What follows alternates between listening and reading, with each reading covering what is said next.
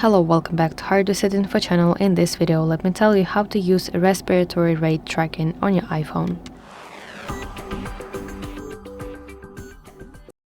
You cannot manually start a respiratory rate test on your iPhone, and instead you must set up your device to track it automatically for you overnight.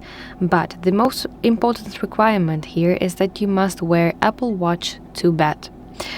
And the Apple Watch only tracks a respiratory rate when it is in sleep focus mode, so we need to enable it. Let's open Watch application on your iPhone, and you should go to My Watch tab. From here, select Sleep section and ensure that Track Sleep is on. Additionally, let's give my Apple Watch permission to check my respiratory rate. In the same watch application on your iPhone, you want to go to section Privacy, and please make sure that respiratory rate is toggled on. And the second crucial thing is that you should set up sleep focus. When you set up your health application for the first time, you should set your in the sleep section. Let's go to sleep.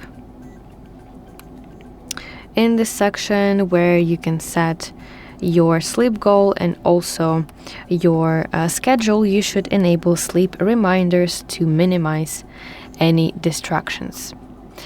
Okay, so when you go with your Apple Watch to your bed, and the next morning you wake up and you want to check it, let's go to Browse tab at the bottom side of the screen, and let's select respiratory section.